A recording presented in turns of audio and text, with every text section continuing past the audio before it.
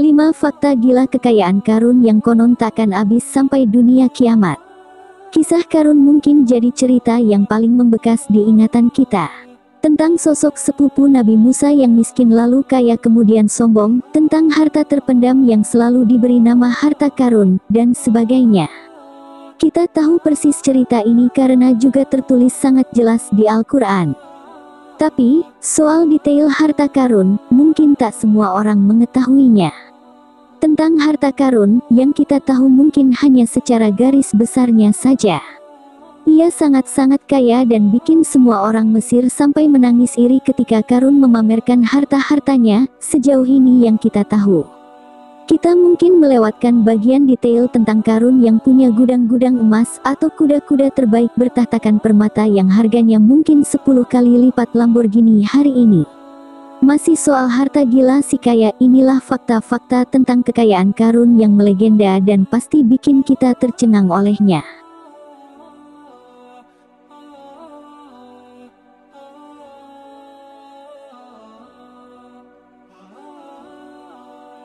Satu, Karun memiliki ribuan gudang harta. Banyak literatur yang mengatakan jika Karun memiliki ribuan bahkan lebih gudang-gudang khusus yang memuat harta-hartanya. Dalam satu gudang itu sendiri dikatakan berisi semua benda berharga dengan nilai yang tak main-main. Mulai dari emas, perak, permata, serta benda-benda berharga tinggi lainnya. Jika seseorang memiliki satu saja gudang seperti ini, maka kita sudah bisa menyebutnya sebagai seorang jutawan bahkan miliuner. Lalu bagaimana kita akan memanggil Karun yang memiliki ribuan gudang seperti ini? Sungguh tak bisa dibayangkan betapa banyak harta yang dimiliki Karun. Mungkin kalau dia head to head dengan orang terkaya saat ini, Bill Gates misalnya, maka Karun sepertinya akan menang dengan telak.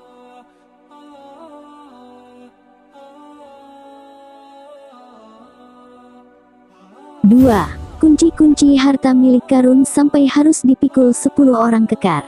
Dalam sebuah riwayat dikatakan jika suatu hari Karun pernah pamer-pamer hartanya di hadapan orang-orang Bani Israel. Semua orang tertegun kala itu.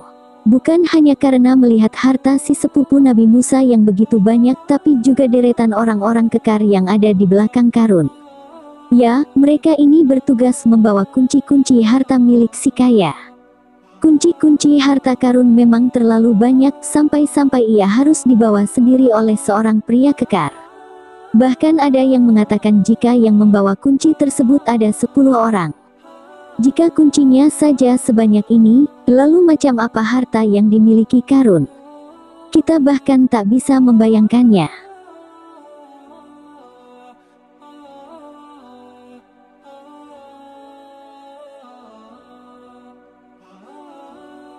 3. Karun juga memiliki banyak istana. Memiliki harta sebanyak ini maka sangat masuk akal kalau Karun bisa membeli semua hal. Termasuk istana-istana. Ya, dikatakan jika pria yang asalnya sangat miskin ini memiliki banyak istana yang tersebar di Mesir. Tak diketahui macam apa istana yang dimiliki Karun, tapi yang jelas itu cukup untuk membuat orang-orang Yahudi menelan ludah begitu lewat depan rumah singgah si kaya. Karun memiliki banyak istana tapi hampir tak ada yang tersisa pada akhirnya. Entah hancur atau dimakan zaman. Tapi, untungnya masih ada satu peninggalan Karun yang bisa kita lihat hari ini. Kalau dilihat-lihat sih ini bukan istananya, mungkin rumah semasa Karun masih mengemis-ngemis minta kaya kepada Nabi Musa.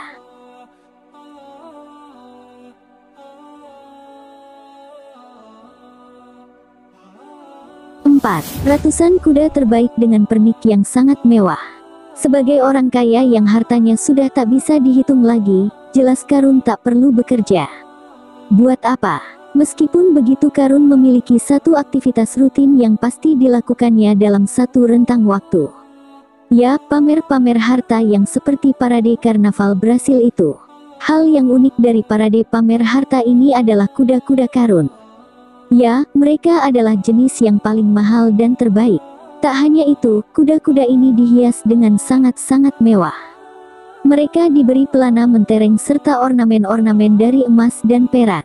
Satu kuda dengan hiasan macam ini konon harganya sangatlah mahal. Karun punya ratusan yang seperti ini.